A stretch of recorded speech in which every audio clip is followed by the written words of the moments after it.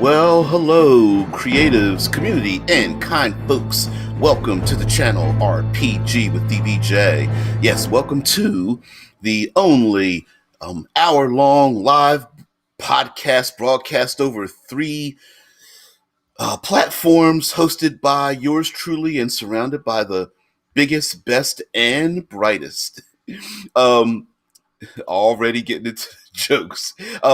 For those who do not know, we talk about RPGs. Yes, tabletop RPGs. And we will pick a subject, a topic, and we'll talk about it all week long. Normally, that topic or subject is something that is seemingly very far removed from the tabletop RPG community. And what we like to do here is basically wake you up a little bit. Maybe twist the creative juices, get them flowing, and move along. And sometimes the creativity, the spark can come from very odd, humble beginnings. Please follow me here because we will be getting to the to the point. Dead Man in the Discord, because the show is broadcast over Twitch, YouTube, and Discord, already beat me to it. But this week, we're going to talk about Entourage. Not specifically the television show, but yes, the television show. We're going to talk generally about the Entourage. Now, I'll tell you where this idea came from. Most of the time, uh, the show gets its idea from you guys. An offhanded comment, some kind of snarky diatribe or something like that from someone. But this time, I went to an amusement park, and here in the States, there's an amusement park called Kings Island, and walked around. It was quite a bit humid, and some of the rides were shut down because of they have a policy about fear of large solid metal structures being struck by lightning, so they would shut them down. And mind you, this is during our social distancing and COVID and that kind of business. So there were when the rides weren't working, there were lots of people milling about in various locations, and along with families, you also get the lots of young people gathered together for various purposes, and it made me wonder about or look at the social structures of like bored teens and preteens and young adults. And it made me think about like the classic bad guy surrounded by, or the strong personality surrounded by the group of other individuals, the entourage, right? And then it made me think about like, okay, so still follow me here. I'm almost there. So you've got the big bad evil guy, big BBEG, and you're like, oh, the hero's going to fight the big bad evil guy. How do I get them there? We're trying to write down notes, and we're trying to world build and the whole nine yards. And it made me think, well, maybe we don't give enough credit to the idea of the entourage. In some ways, Darth Vader is part of the entourage of the Emperor, right? Darth Vader comes in, menacing, kicks ass. We move on in the story, and then we're just like, what? There's somebody above this dude? And the entourage, the idea of us not giving enough credit to the how much story we can pick from an individual surrounded by 1, 2, 18 other people who are like anything from sycophants to I don't know, kiss asses, to people who want to take the throne, and the whole nine yards. So I thought we would talk about the entourage itself, the the person in charge, and the power, the influence, the social status, the money, the sexual prowess, the whole nine yards of the people who surround that individual, that in our own minds, because of the people they hang out with, that forms that individual into who they are. Very, very few people are measured individually. It's usually we're one thing told to you by parents is that, be careful about the people you hang out with because you're going to be judged by those people. So I thought we would talk about it. And yes, Dead Man. Yes.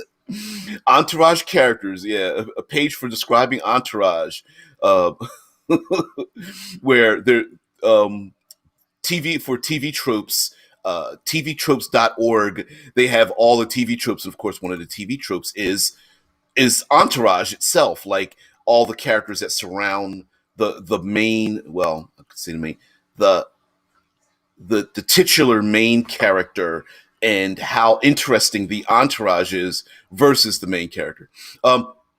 Your LDM says when any group meets, there are phases they must go through to determine an hierarchy. Yep, in humans, that looks like forming a group, like storming or battling for dominance, gnoming or figuring a balance. Yeah, and then performing. The group knows what works and how. One of our great advantages as a species is that we work really well together.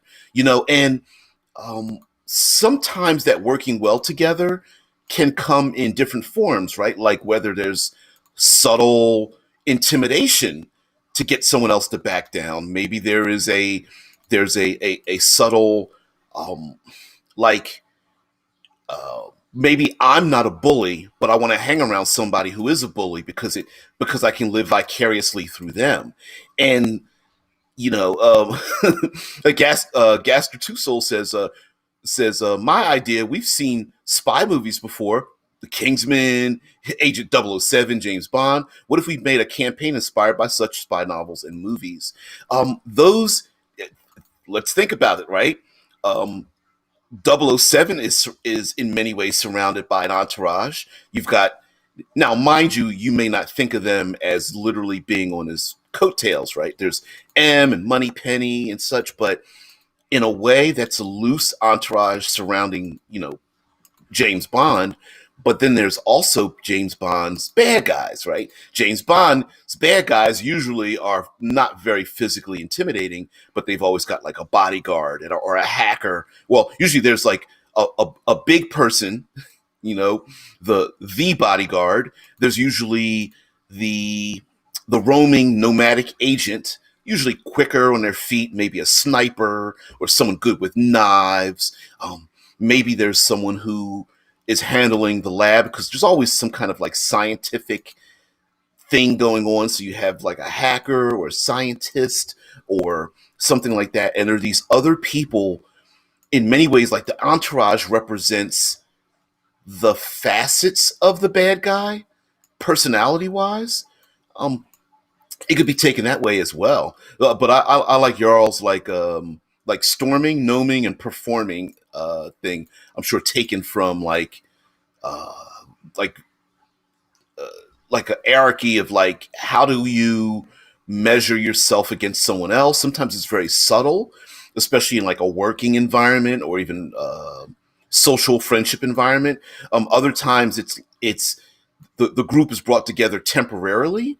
So when soldiers are brought together and trained in a normal world, they probably would never hang out. But the crucible of battle, this other more important thing causes people to hang together. And in a perfect world, the one with the greatest personality that's in charge ends up divvying up the work amongst the people who are best at it, not necessarily the way they want to because of who they like or don't like. Your LDM says we often use the word ensemble to talk about a show in which there is no main character. Ensemble TV shows are a good way to think about your RPG game as well. Oh, hell yes. Oh, yeah. And usually when the entourage leaves the main character, that's where your ensemble starts, right? Like you've got, let's do something super basic. You've got a king. So the king's got his entourage. King says, I need you to do this thing, leaves room. Now you've got the ensemble cast that's like, okay, well, how are we going to get the thing done? And you've got the one person's like, well, I'm going to draw my sword and kill him. And the other person's like, no, we should do it, and more intelligently. And another person's like, well, maybe we can convince this person to get things done. And then you get you get everyone jockeying for position, or should I bother listening to them? And sometimes in like ensemble shows, they they will mess with the dynamics, the social dynamics, by also adding in a layer of authority, right? So you may have someone in a very high level of authority, but low influence, and then extreme influence, but at the bottom of the levels of authority, right? And then that's where you have like cop shows or law shows where they're butting heads all the time because the person at the lowest rank is like, no, I've got the best idea. You need to listen to me.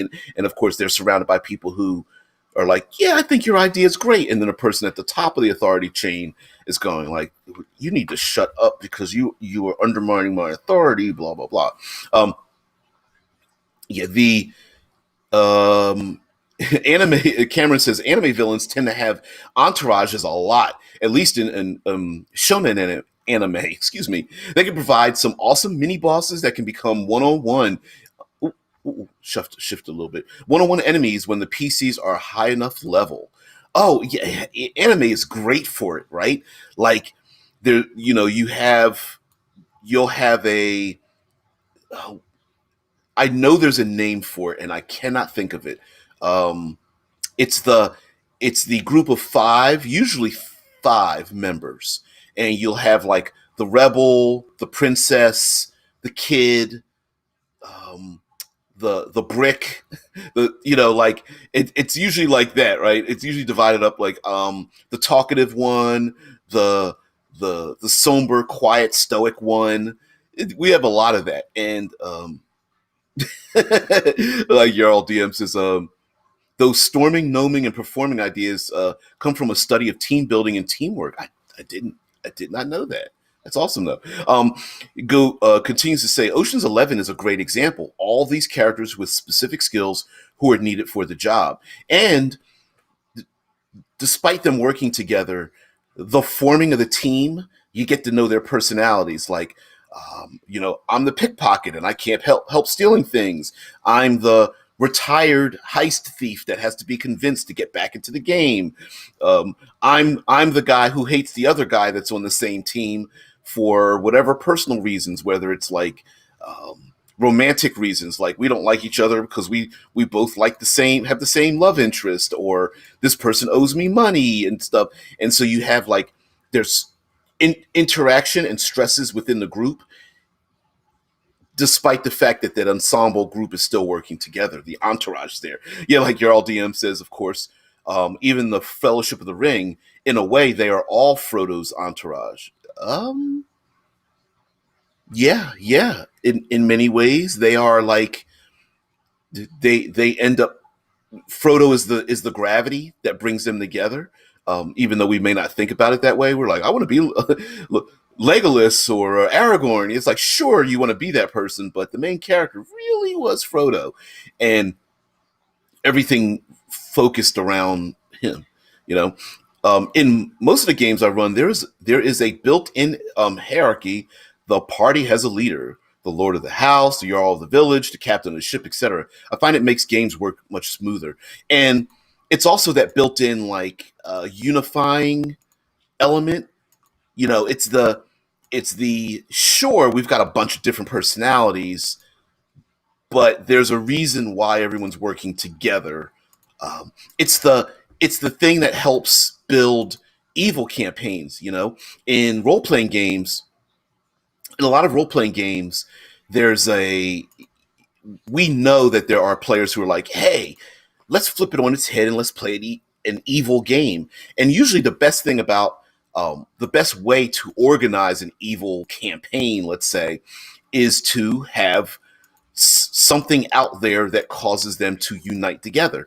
And on one hand, it could be something external, right? Like a big war, a coming doom, something like, hey, we're all baddies, but this other bigger baddie thing's forcing us to work together. The other way is something internal, where an evil warlord, a suicide squad, a mechanical collar around the neck by the government. If you don't do what we say, we'll hit the button and your collar will explode. Like there's something on your side of the table, that of the mission, that's saying like, no, you need to work together. And so of course you have all these divergent personalities going like, fine. You sometimes get this with the Tesla brings up the five-man band: the leader, the lancer, the smart guy, the big guy, and the chick. Yep. Yep. And oftentimes the the one that seems to vie for control from behind the leader is the lancer, right? They're usually edgy or attractive or something like that. So um I just thought this would be a great idea to come up with, like if you have a bad guy, like what kind of tropes can we pick to surround our bad guy with? When the bad guy's not, watching, does the entourage, does the ensemble group go out to play? Like, what trouble do they get into and such? Cameron says, one of the reasons why I love the Two Towers so much is that for half the book it was all about the entourage. Yeah, sometimes when there's been plenty of times we've watched or delved into our own intellectual properties, movies, books, graphic novels, television shows, whatever the case may be, and we find ourselves being drawn to the entourage. As a matter of fact, there are many people who didn't really think that the Black Panther movie was very good, and wondered why, like through their eyes, they're like, I don't see what the hubbub is. Why does everybody think it's great? And one of the best things about the Black Panther movie wasn't really Black Panther. It was the entourage built around them, where you have this group of people with separate personalities and agendas, but they are all in support of a particular thematic thing, which is Wakanda.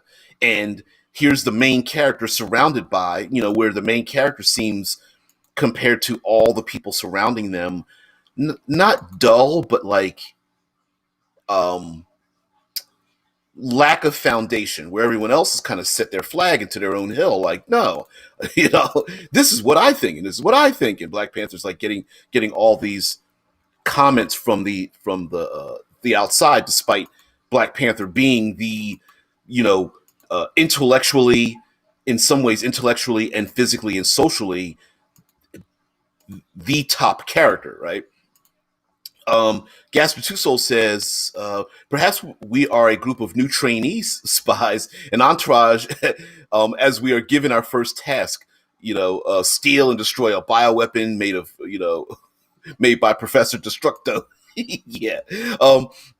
That's often a thing, especially when it comes to YA stories, where no one person is the best at what they do. So they all have a limitation, like maybe somebody's super arrogant, or someone is a child prodigy, but they really don't like doing the thing that they do. Someone else has a hard time keeping up, but they work very hard.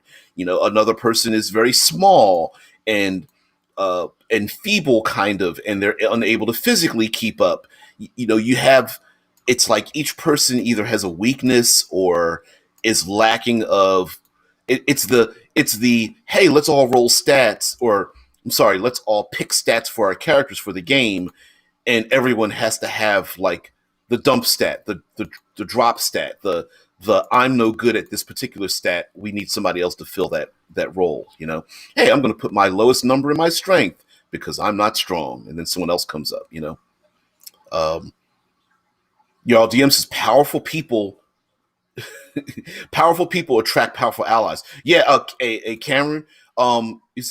Cameron says, "Oh, and Sam is my favorite character, and he was definitely part of the entourage." Hell yeah. The it's like when I first saw that Lord of the Rings movie, I'll admit, like, it brought a tear to my eye when I saw the very end of Fellowship of the Ring, where like Samwise can't swim, but he's trying to get to his friend Frodo, and he's like, "I'll never leave you" and stuff like that. There's like elements in there that's like that bring up like the man tears kind of thing. As war movies tend to do that to me too, because here you have individuals that are thrown into the mix, and they're like they come to terms with their own limitations, and yet they still want to move on. Like, yeah, I'm not going to survive this, but I'm not going to leave you, kind of thing. Like, yeah, I know I'm not going to live, or I'm not going to get out of this unscathed, but the fact that we're together is the more important thing, not that we're going to make it out or not. Yeah, like Jarl DM says, Frodo is not the most interesting character, but he's the one that pushes the plot. The characters around him are much more interesting, to me at least. Boromir, yeah, Boromir for like, oh my, oh wow, you talk about this roller coaster of interaction with Boromir, right? Like, it's like overcome with jealousy, and he's got, even though in the books more so than in the movie, there's this, he has a interesting and dynamic, somewhat stressful relationship with his family, and then he's overcome with the power of the ring, and by his own hand he's going to break up the group, the fellowship, and he's like, oh my god, what am I going to do? And his apology is one of the most dramatic Sean Bean deaths in movie history. uh, Very difficult to top a death like that, right? And that was all brought about by a character who wasn't the main character. Man, it's great. It's awesome. Um, yeah, me too, man. Me too. I'm getting the man tears right now just thinking about that, because it's like it's a character who he could have very easily been like, I'm not going to mention this. I'm going to keep going on. I'm going to be a coward. And then he's like, you know what? But no, I'm not going to. I'm going to make the decision that it's so important that my life is not the important thing here, right? The important thing is, through my actions, I could break up the fellowship. And it's like, wow, that's just great. Cameron says, yeah, Black Panther had some outstanding supporting characters. The super himself was awesome and well played, since I always saw him as stoic in the comics. I hope they have him marry Storm soon. Yeah, yeah. Yeah, Cameron gives the quote like, "I can't carry it, but I can carry you." And oftentimes, one of the great things of, I think we often don't relate this to role playing games. Yes, today's Monster Monday. Monster Monday being about like NPCs, and we will get into monsters too, but it's also about the characters, not necessarily the players. And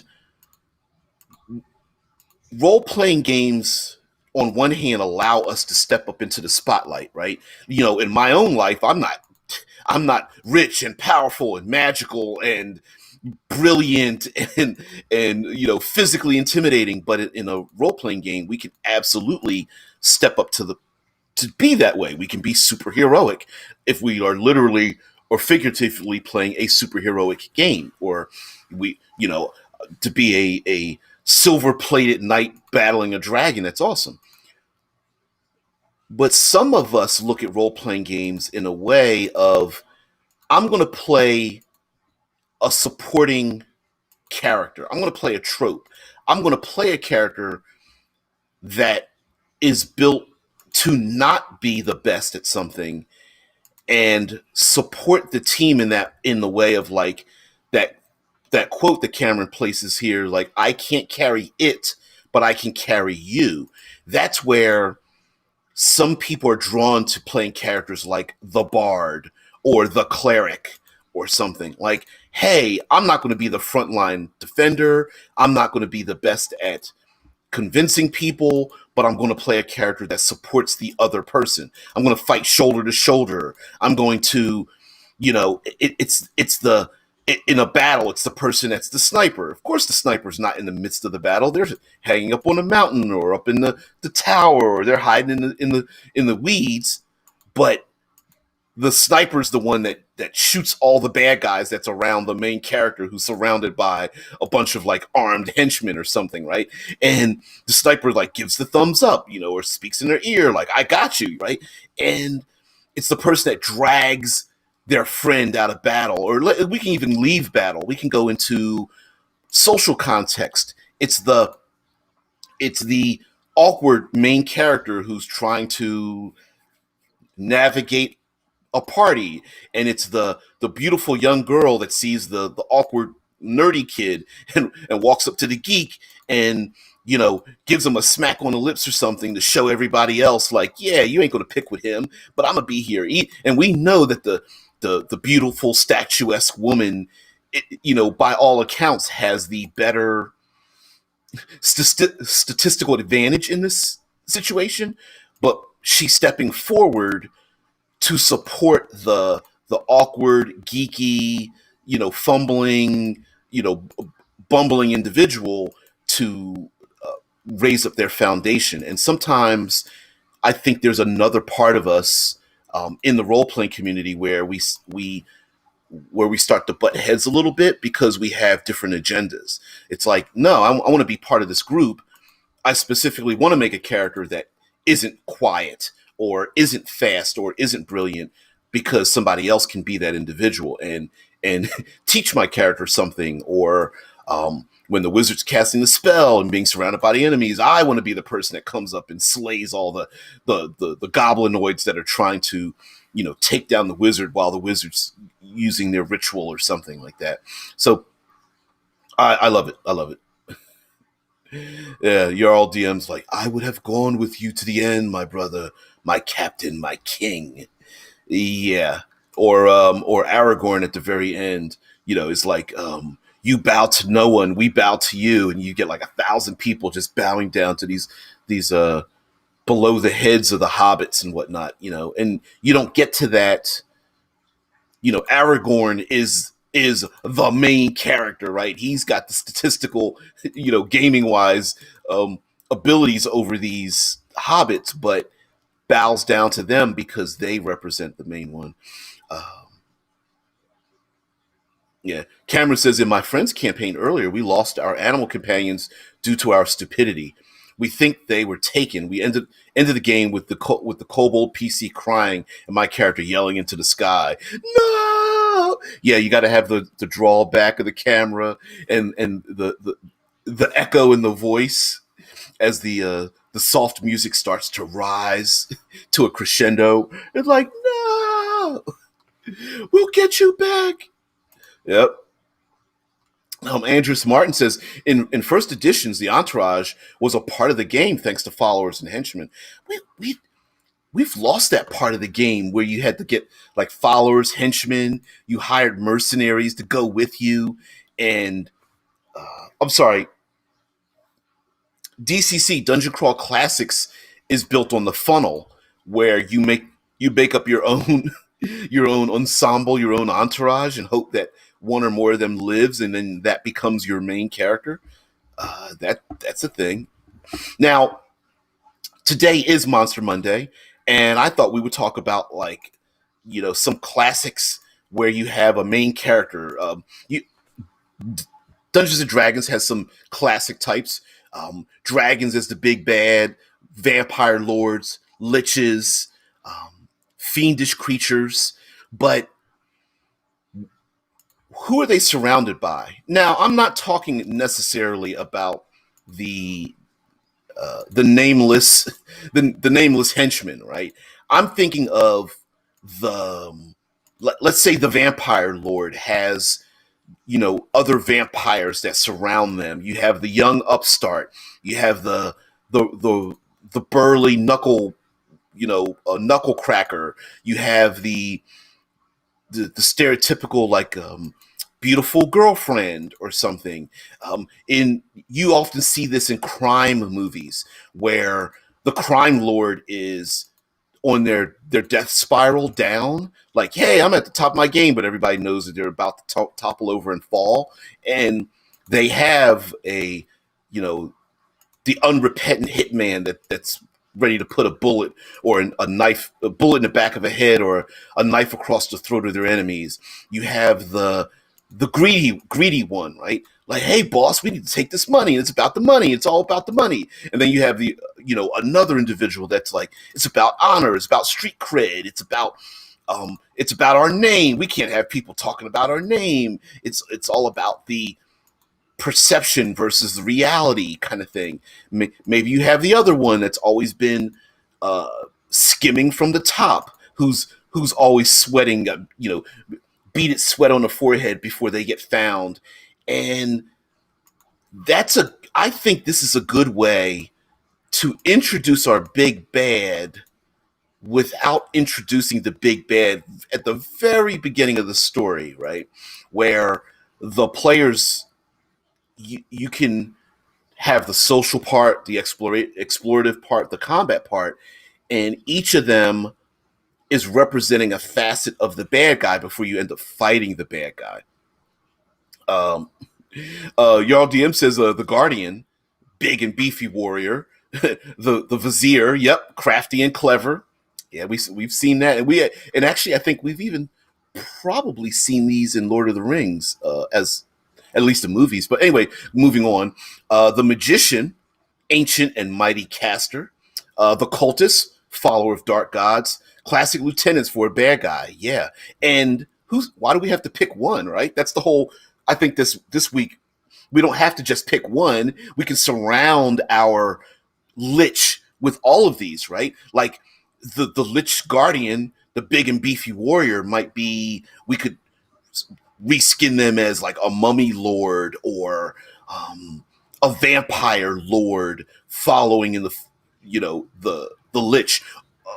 The Vizier, crafty and clever, might be just another human being wanting, living vicariously through the lich, right? Like, oh, I really don't have the gumption to perform a ritual to, I don't know, slay 5 innocent people and drink of their blood, but I sure would like to hang around somebody that does that, you know.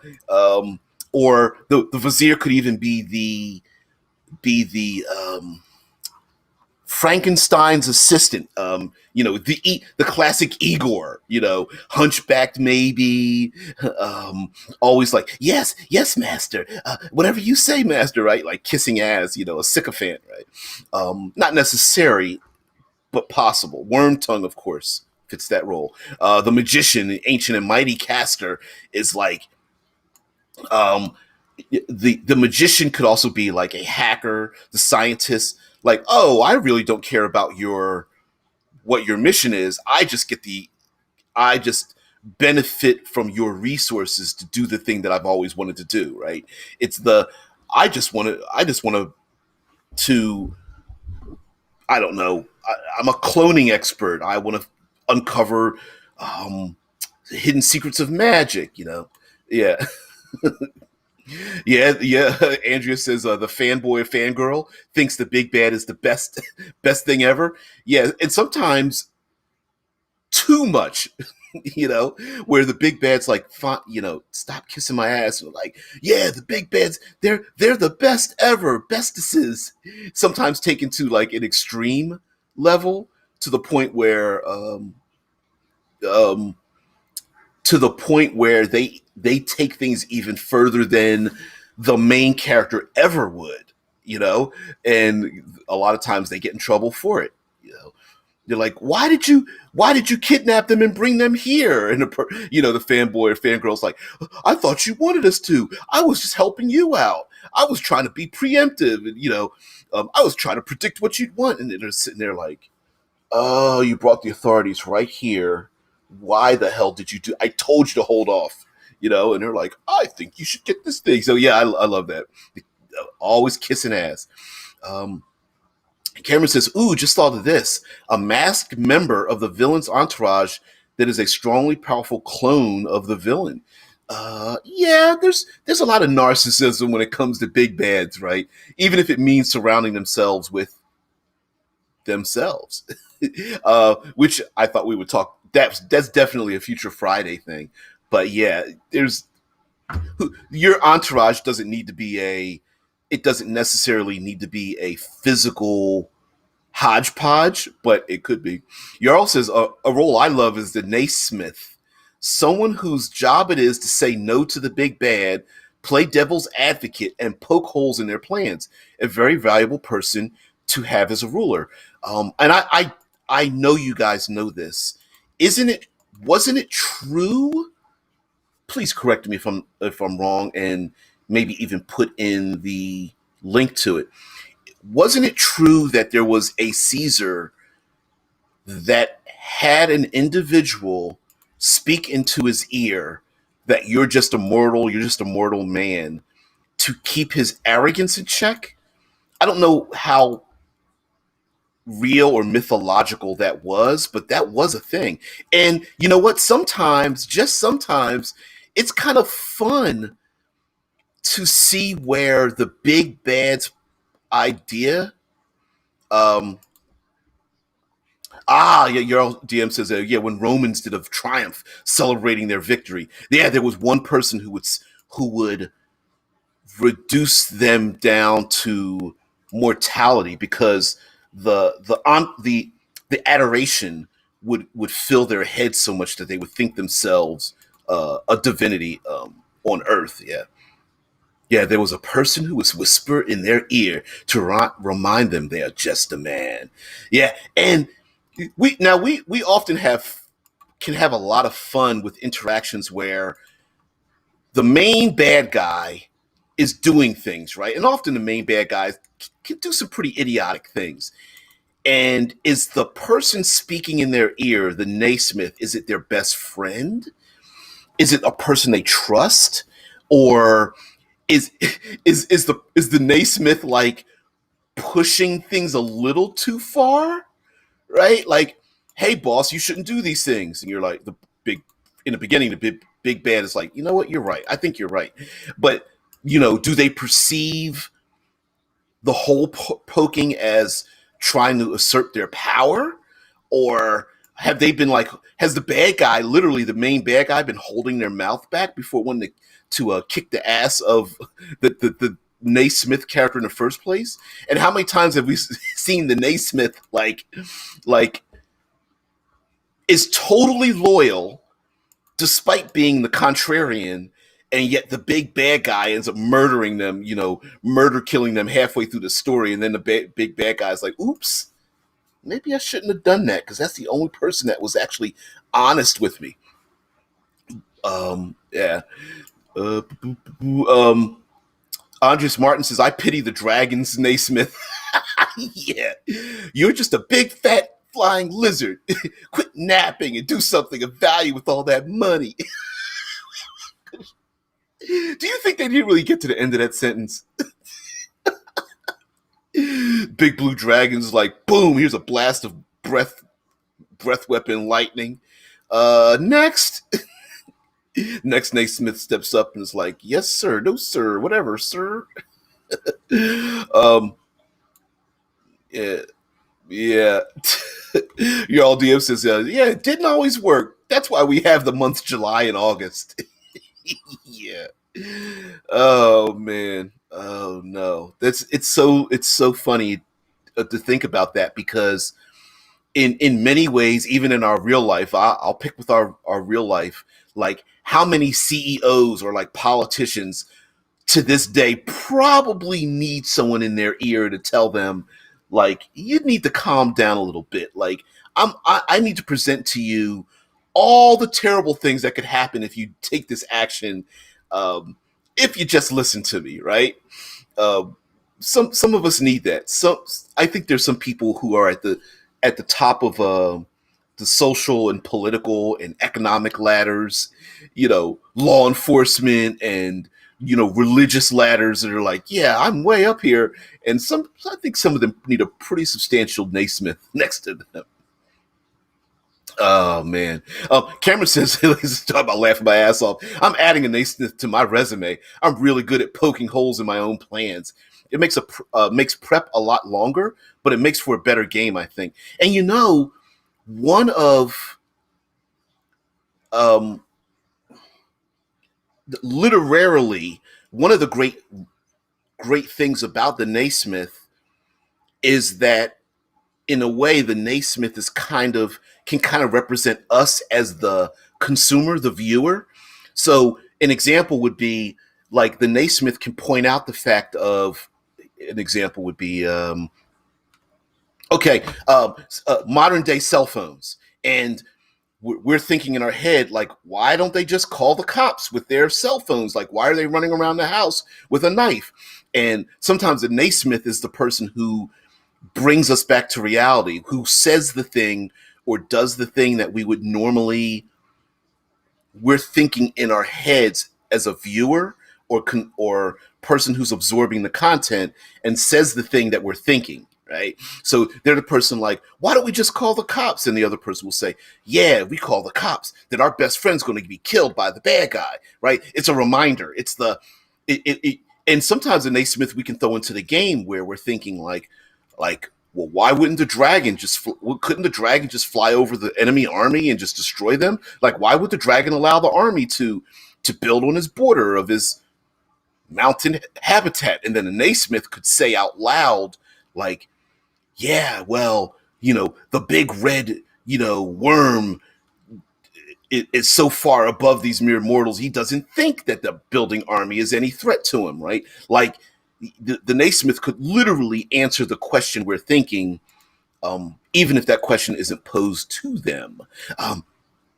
Yeah, Jarl DM says a smart villain will value criticism, but villains are often megalomaniacal. Yep. And Cameron's like, wait a second, Naismith is just an editor? Or so I've heard. Wasn't there a special guy who would ride behind Caesar on his chariot during war festivals, reminding him that he's just a man and all men die, like when Caesar got back from war? Yeah, exactly. Yep. Your also says, yeah, that's the dude at the Triumph. Victorious generals would have their faces painted red and literally pose as Jupiter or Zeus for a day, but there was always someone reminding them they were a man. And sometimes, now, not very often, but sometimes there really is a very close relationship with the Naismith type of character with the bad guy, right? Like, for example, um, let's take for example Thanos. Let's go after some bad guys. Yeah. Oh, yeah. You know what? Andreas makes a good point. Like a mentor. Usually, often the mentor is a better representation because the big bad guy tends to have, for the most part, um, a better relationship with the mentor.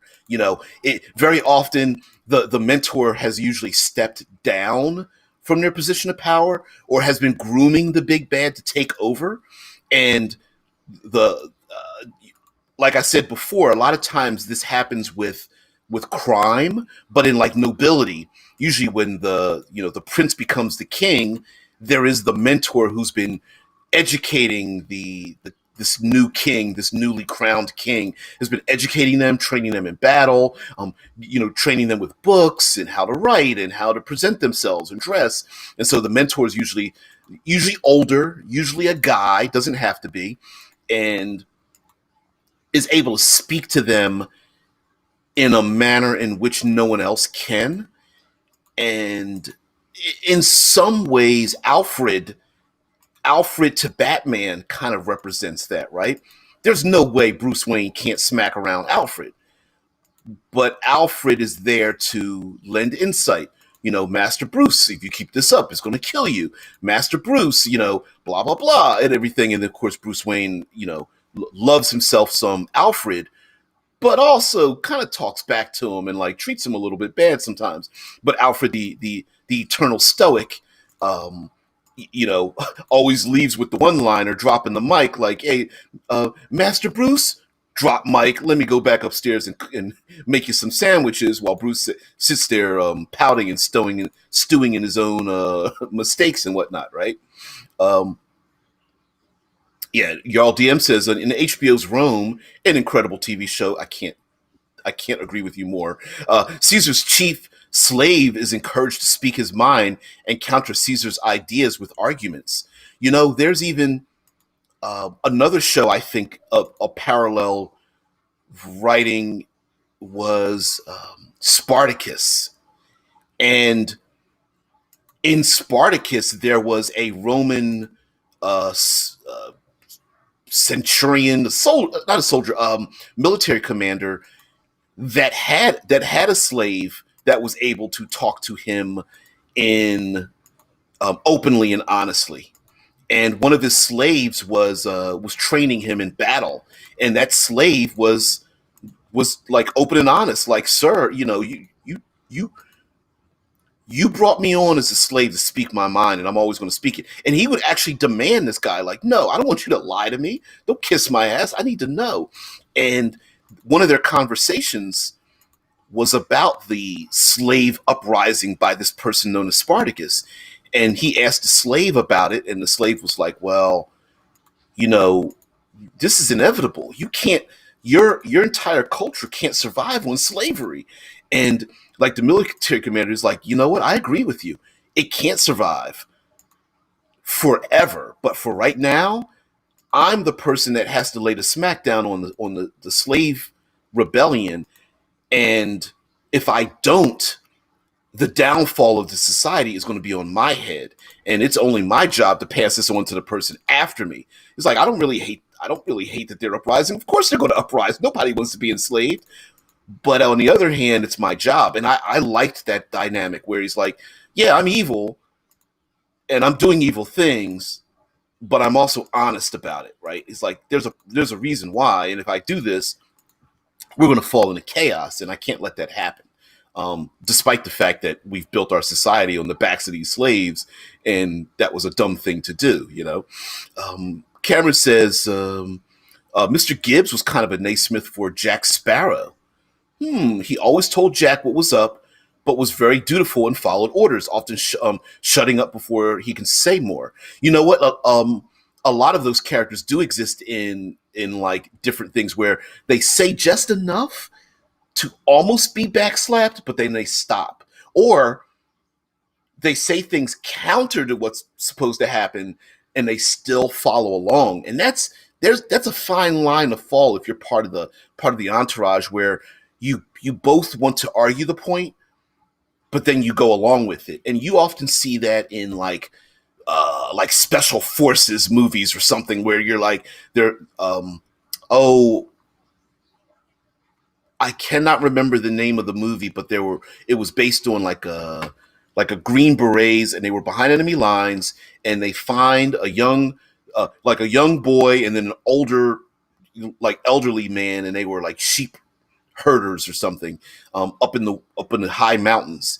And the question was, do we kill them as do we kill them and not be found out? But we're killing a child and an old man defenseless, innocent in a fight, or do we let them go? And one of the soldiers, it wasn't a moral dilemma. He was basically like, listen, dude, whatever you tell me to do, I'm gonna follow it, and because I'm here with you. We put these people on the ground. That's fine. We tie them up and hope that they can't get out. That's fine. We let them go and run down there, and they alert all the you know the terrorists or whatever we were fighting, rebels or whatever. That's fine. But whatever you tell me to do, I'm with it. And sometimes like that, the entourage isn't really like the moral.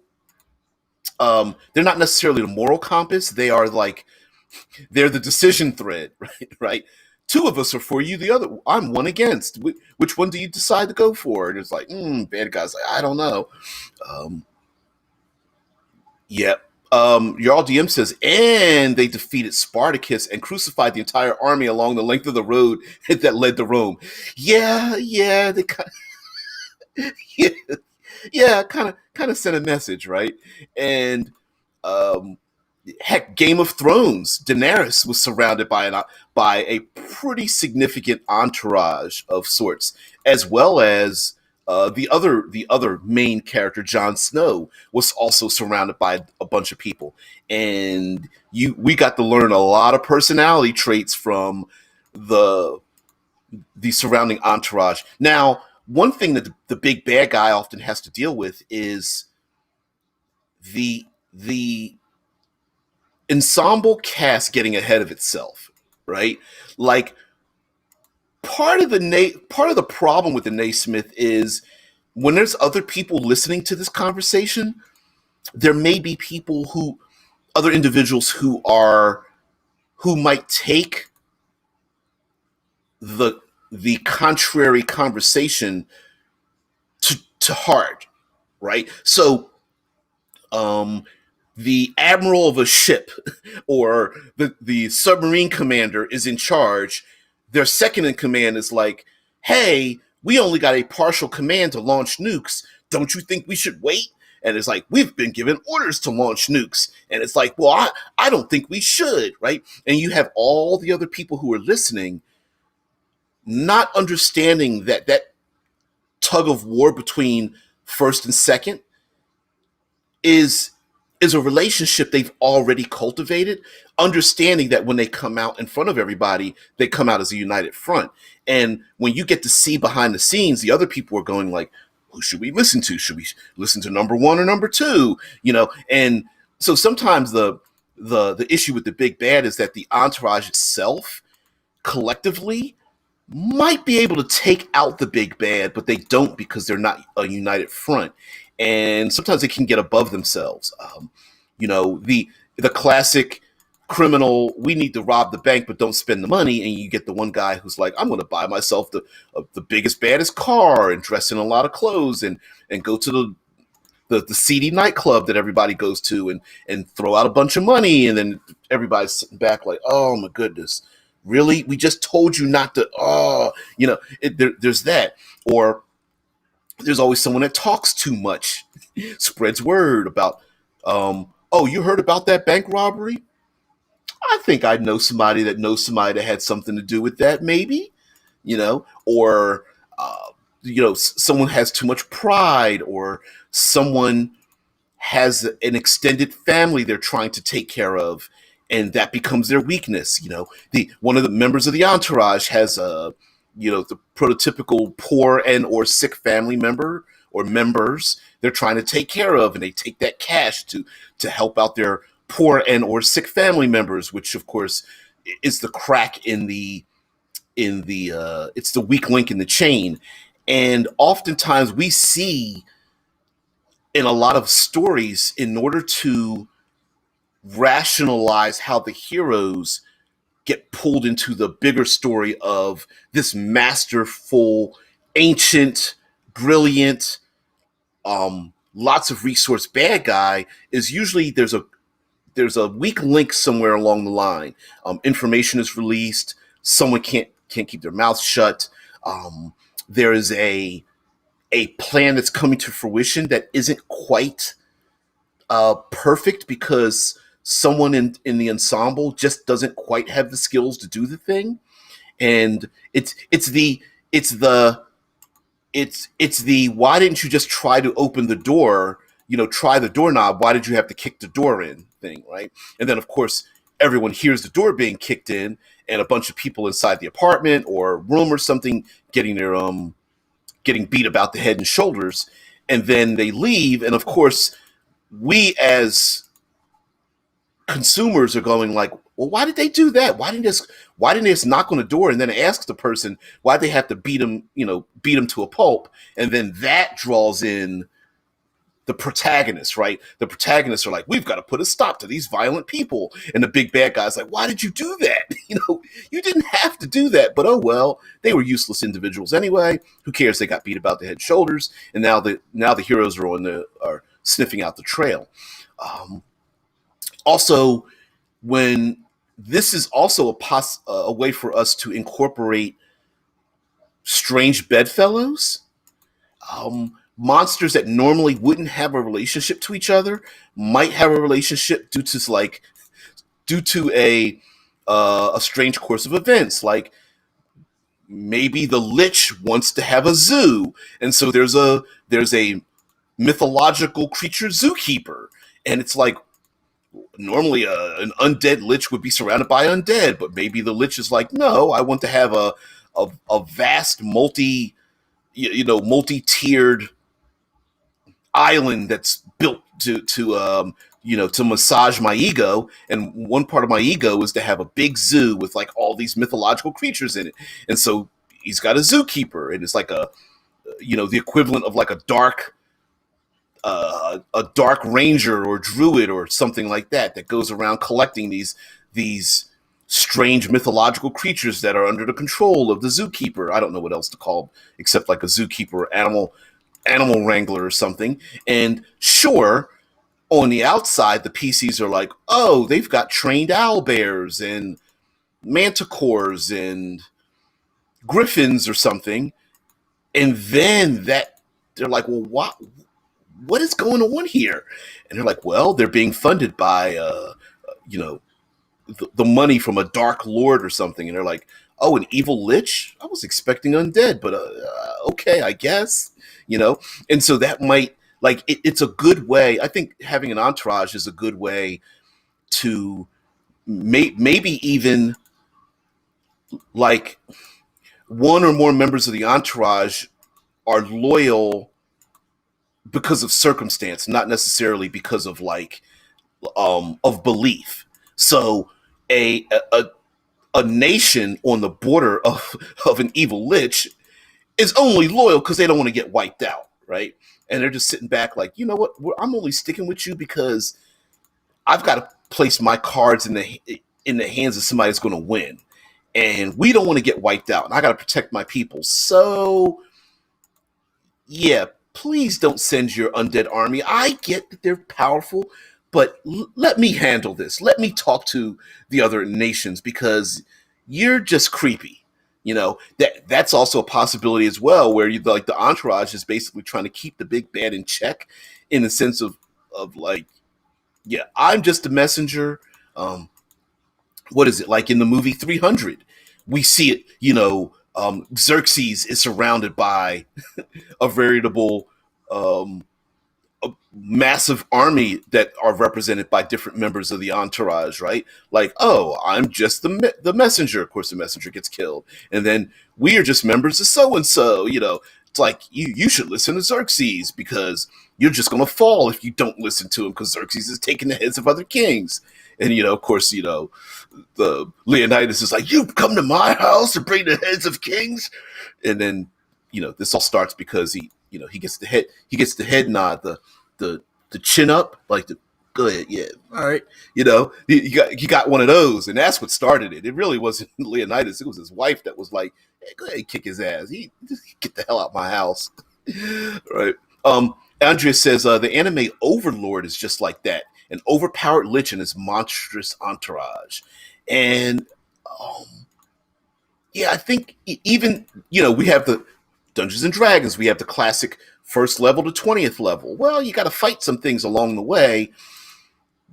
How do you do it? How do you explain that? And I think having these various like lieutenants and agents and henchmen and mercenaries and sycophants and loyalists and all that kind of stuff surrounding the big bad, I think not only does it change things up for us, but it could be useful. So, yeah, the rest of this week, we're going to talk about the entourage, or, well, we're going to talk about entourage.